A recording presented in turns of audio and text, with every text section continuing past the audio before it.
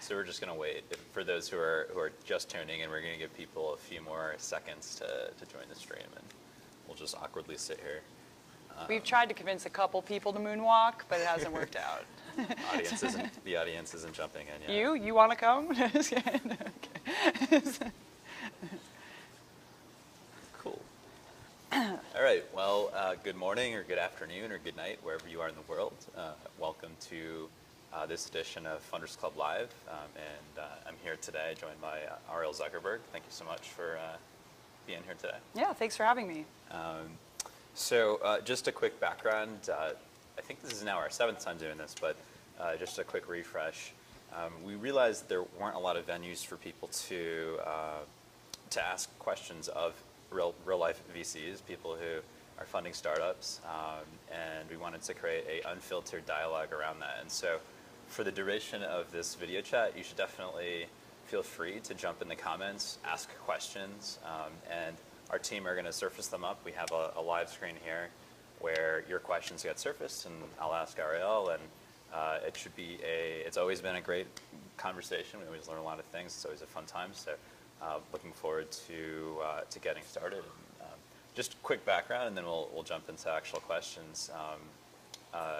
Arielle originally graduated bachelor's with a computer science degree.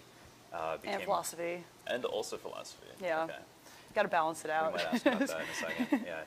And went on to be a PM at I think it was Wildfire, social media marketing company, which was acquired by Google, and I guess you stayed on as a PM there, and then subsequently jumped into the startup space, joining as a senior PM at Human, sort of like a contact app company, which also got acquired, I think, by Tinder. Yeah. Right. Yeah.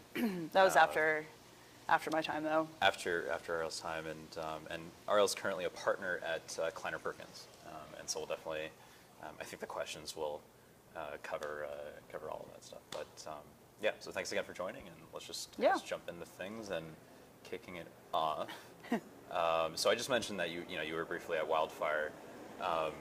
We have a person, this question's from Dan, asking, can you talk about the attributes of that early investors saw, if you were aware, in Wildfire Interactive, and what investors might want to look for to see the same thing?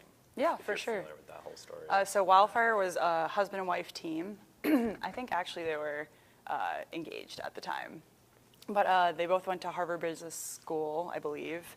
And so I joined when it was about 40 or 50 people. And I think whenever, so to me as an employee, there was such a special energy there. And looking back, they did so many things right. They were such veterans. For example, every Friday there was an all hands meeting, and the head of customer service would be like, here are the top performing people, their approval rates, and what some customers said about working with Kira. Kira's amazing. She changed my life and makes me so happy every time I talk to her. Things like that. They would highlight people who were performing well on the customer service side, the sales side, and then there would be a demo day where everyone in the company could see what the product teams are working on. So it was very transparent. You're talking about the culture of the company. Yeah. Okay. So that was what I saw as an employee, and I think what investors saw when they visited us was an extremely special energy, a company that was growing really quickly, that was celebrating each other's successes across all teams, and doing really well on the sales side as well. Sure. Cool. All right. And switching gears completely, I don't think there's any continuity to these questions. This is from Tom. Having worked in the social connection space, what would you like to see, or what would surprise you from a startup starting out in this field? Yeah. So I would say that Human was more in the utility or productivity, which I've learned is very hard to get consumers to pay for these types of products. Do you want to explain briefly for the audience if they don't know what Human is? Yeah, for sure. Yeah, Human was a contextually aware address book app. So instead of organized from A to Z, which your address book has been organized by for ever since the cell phone came out. It would organize by how often you talk to someone, how frequently you talk to someone, if you had a meeting coming up with them, where you were in the world. So if you forgot like who you were meeting with or something, yeah, everything about them, this would exactly. surface that. And it would ingest information from Facebook, LinkedIn, all these sources, and kind of enrich your address book, so make it a little smarter, or a lot smarter, I think would be a better way to market it. But the prospect of people like paying for this and making a viable business out of this was pretty challenging.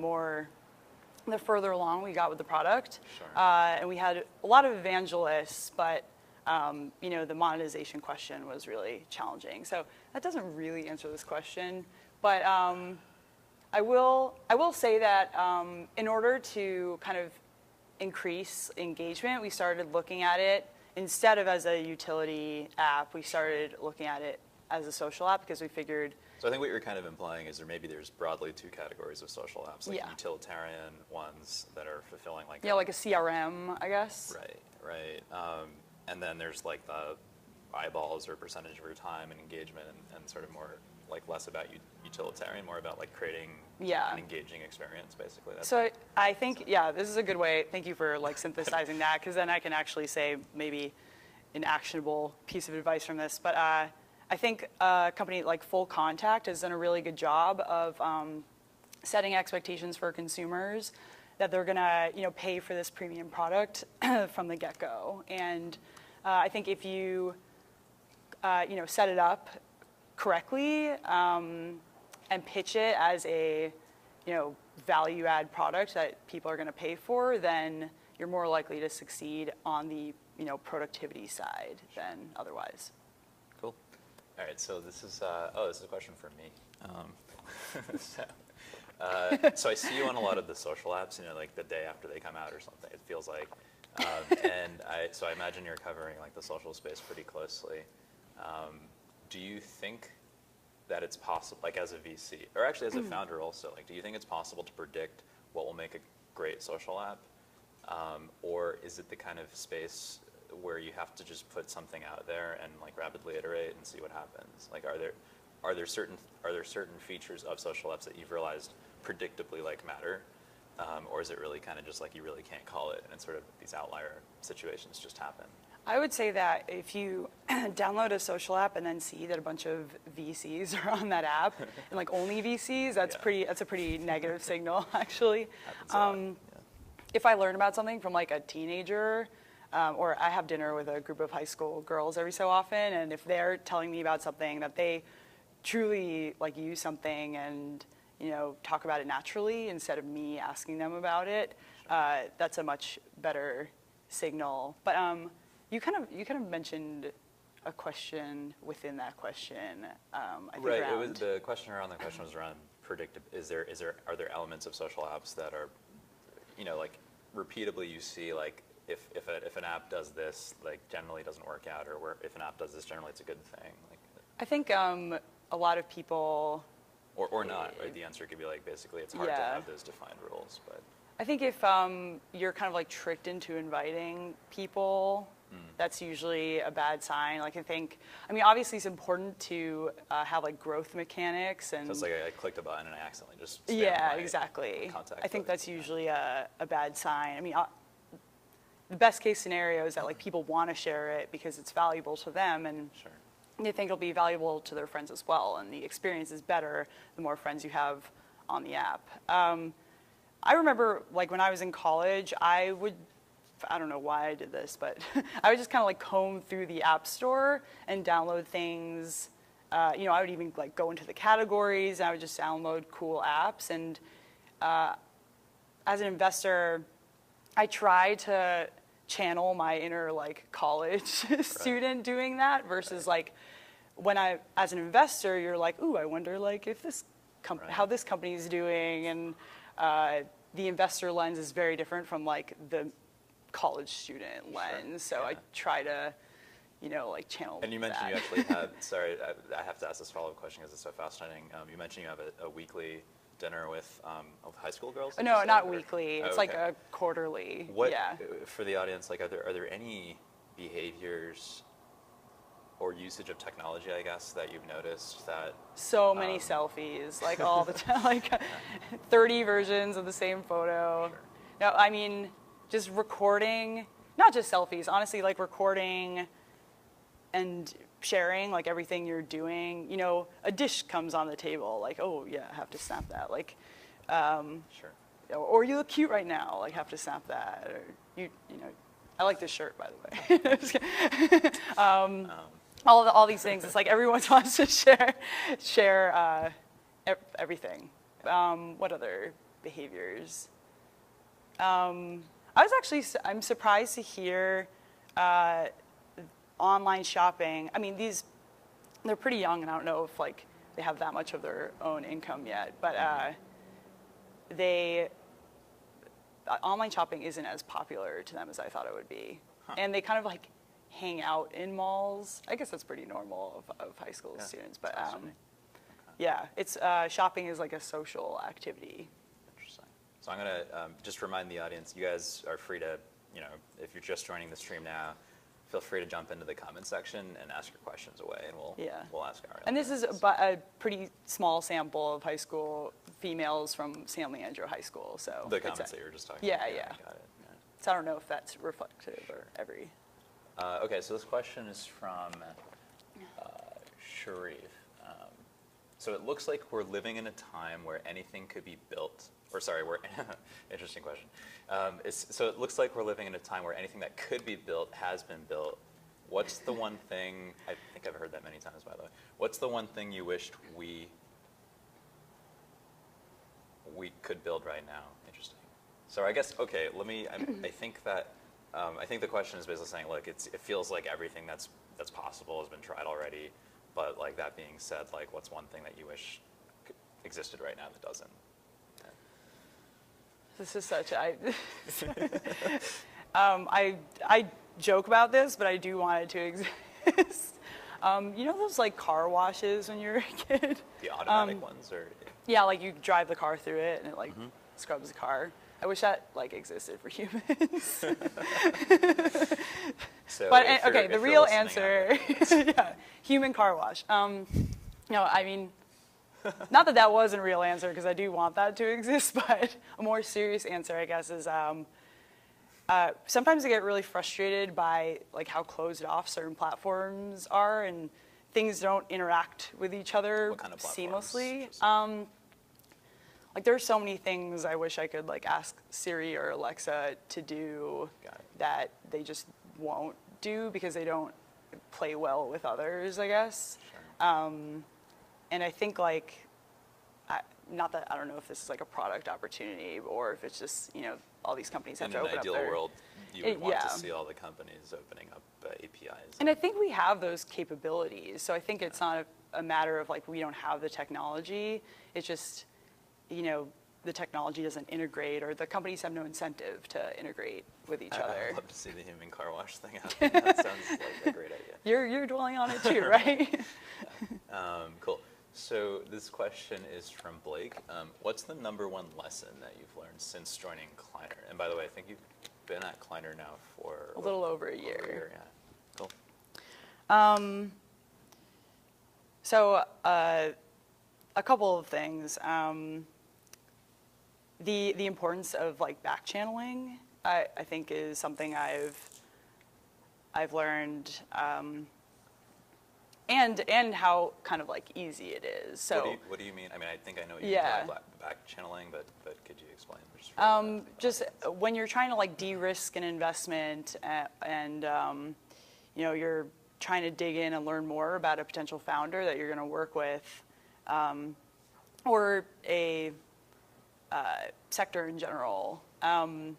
There are so many people out there that probably know the answers to the key questions that will kind of dictate whether or not the investment will be successful, or you know, just can help you identify the risks and understand whether or not that company is you know, positioned well to overcome those risks. So, for example, if you think there are the founder's like visionary, but you're not sure on the execution side. There are many people who probably work with that person that you can easily talk to, and Sure. there's So you don't so have to important to just sit there and discern, do I think this or that about the person? You can actually get out there and talk to people. I guess yes, is what get you're- out there and yeah. talk to people before you. And I mean, for every opportunity in life, I don't think this just applies to VC, but before you kind of make any decision that's really hard to reverse, I think talking to people who can help you, understand the risks of that decision is so important. So that's like probably the biggest thing I've learned. Cool. Okay. So question from Sean. Do you have a criteria questionnaire for startups, or like a set of questions basically that you ask startups? Oh wait, sorry, I'm trying to interpret this question. What are you started? So like specific metrics potentially, or so we ask about Yeah, let's go with that. For now. If it's a consumer company, if it's an e-commerce company, for example, they're pretty like always ask about cost to acquire a customer, like lifetime value.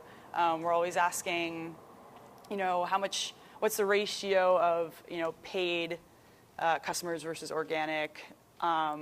There's a set list of metrics we ask about, and then we also ask, or I also like to ask about like what motivates you, like tell me about your background, trying to understand if someone's like uniquely qualified to be building something versus, or if they're like just super passionate about something, trying to understand their motivation. So there are definitely things I try to cover. Though I think a lot of the time, so I focus on like Series A and B investments, and by the time someone's talking to me, they usually like have a good understanding. They've worked with seed investors, and Do you focus on a specific industry, or is it more opportunistic, kind of like anything is possible? So my mandate within the firm is to focus on tech differentiated consumer versus like brand differentiated. But I think also if I get like a really high quality inbound from someone I trust, then Sure. I'll of course meet with them. Okay. Hopefully I answered your question, Sean. Yeah, sorry, Sean. I totally messed your question up, but I had trouble understanding it. Cool. So I'll just ask another question of mine. What's been the biggest? So you were, on the product side as like a builder operator previous to Kleiner.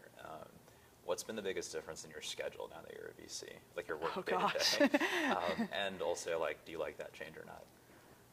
It's so different. It honestly could not be more different. It's completely variable. It's like when you're a product manager, you like Scrum is usually at a certain time every day, or a daily stand-up meeting, and that's usually like the first thing you go in for. So say it's like 9:30 a.m. You're in at 9:30 a.m. Usually, hopefully done by like 9:30 p.m. depending on the size of the startup, and there are a lot of meetings involved in both, but I mean with product it's always like internal meetings, and with VC it's all external meetings. And it's also, not that this answers your question, but I think I thought this was really cool. I heard this from someone recently. Being a product manager, you're on like a soccer team, whereas being in VC, you're on a swim team. So you're not really seeing your partners every day, but you're on the same team. But you're kind of doing your own event. So it's a lot of external meetings, completely variable. I spend 2 days a week in Menlo Park and the rest of the week in San Francisco. Sure. And another big lifestyle change is like at dinner events, and I've definitely had to figure out my workout schedule because So a lot of like after work hours events and Yeah. what you're saying. Yeah. not that much time for working out. Sure. Trying to get back on the train. So Lynn is asking, what are your thoughts on funding projects that have a social impact or social good component, as well as are profitable and sustainable businesses. And do you end up seeing a lot of companies in that space? Do they talk about social impact or? Yeah, I mean, so we have a responsibility to our LPs, and the thing we're focusing on is returning money to our LPs. But we do. It's obviously important to us that founders are doing things for the right reasons and trying to make the world. You're trying to have a positive impact on people's lives. Sure. So I was about to say like make the world a better place. That's totally fine. So I would say at Kleiner, good, solid business that has opportunity to become, in a massive market, has the opportunity to capture a large portion of that market is probably the first thing we're looking for. And then, but we do, things like the TOMS model, if it's like kind of integrated into the company's mission, that's definitely a plus for us. And like going back to what I was saying about wildfire, it kind of helps give your company that like special energy if your employees are motivated to be there by some social mission. And investors see that. They can see when something really like unique and like wonderful and hard to explain is going on at a company that just makes, helps with employee retention, helps, build trust with customers. So I think, maybe not directly, but I think in tangential ways, it has a really positive effect on your business. Sure. All right. To investors. I'm going to move to a different question. How do you know when this is from Henrik, how much due diligence is enough when you're evaluating a company? How do you know you're like done, and when can you call it like as done? This is a good question. I try to turn like every stone. I think when you feel like so confident that you haven't left any stone unturned, you've talked to like everyone you feel like can help you uncover those the key risks or help you figure out whether a company can overcome those risks. If 2 days in a row you wake up with the same with the same decision that like, yeah, this is the right thing. Because I don't know, in the due diligence cycles that I've been through, it's like hour by hour, you're kind of in this wave. Roller coaster thing? Yeah, it's a roller coaster of like, oh, this is amazing, it's definitely gonna work. And then like the next hour, you're like, holy shit, this is definitely not gonna work. And so definitely a roller coaster. So if you if it passes the 2-day test for you. yeah, figuratively, right. You know what I mean? If you kind of talk to like 3 experts, you should talk to more than 3 experts, but if like you're kind of at the tail end and you've talked to like 3 people in a row that kind of just like strengthen and validate what you have kind of, the conclusion you're arriving at, then I think it's a good sign that you're close to completion of the due diligence. Sure. Can you ever are you ever like sure that it's enough though, or do you kind of always when you say yes, you're no? I don't think I'm ever sure. Not yet. 7 years later when you see like, oh man, I was right about that one thing. Actually, speaking of like some of the difference between being like a product person and being a VC, or being a PM specifically and being a VC, with product cycles, sometimes they can take a while, but you generally get like feedback on how the product is doing within months at like usually, if not sooner. With VC, you mentioned like sometimes you don't know how, and as a founder even sometimes like it, there's the trough of sorrow and then all that. So just I guess where am I going with this? I guess just the learning cycle. Yeah, and just in general, like the question is like how do you deal with the limited feedback loop, I guess, or is that a thing that you experience, or cause sometimes I've been speaking with some VCs where one of the things that they think about is like how do you know if things are working out or not? I think it's really hard. It's still something I struggle with. I think this is something I lean on mentors for the most part, which is not totally like a real answer to that. But you're just trying to. It's okay. I think it's like an existential VC Yeah. question. So going to a question from Edmund, how do you learn about new investment opportunities, and do you take cold calls or cold emails and calls from founders, or are they all like warm introductions from people that you know? And Most then of maybe them like are, putting this, yeah. because I know there's founders out there as well who are tuning in, like if somebody wants to get your attention, how would they do that? I think a warm intro is the best way,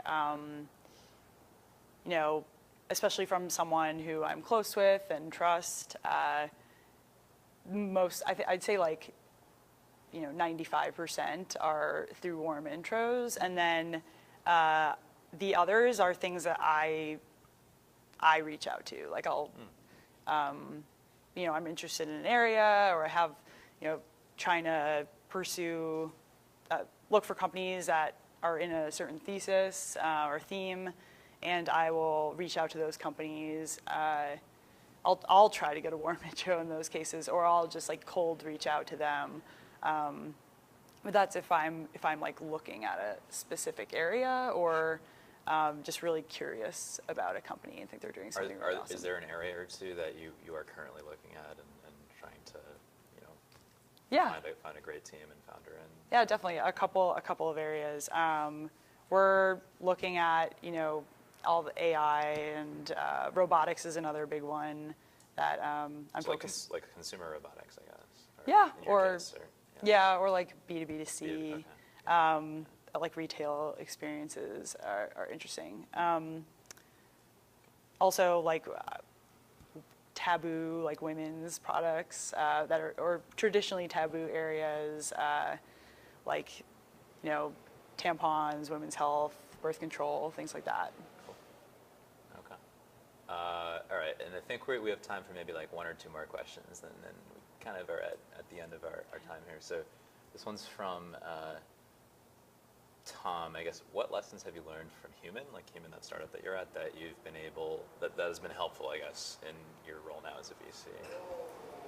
Yeah, so kind of what I was saying before about, if your plan is to monetize, and that's how you're going to make money versus, partnerships or some other revenue stream, I think kind of setting expectations with your users from the beginning is really important. Also, user research, so I was at Human for 2 years, and I got really into user research, and I was read all about it, and went into kind of full user research mode. I'd say after 18 months, and I wish I had done that sooner, and integrated it into the entire product cycle. We would do interviews, we would do surveys. So that explains why you have dinner with high school girls now, I guess. Yeah, I love kind of meeting users where they are and understanding them every step of the way. I think it's really important, especially when you're building new features to, it just saves you so much time to understand what option is going to work best and perform the best. I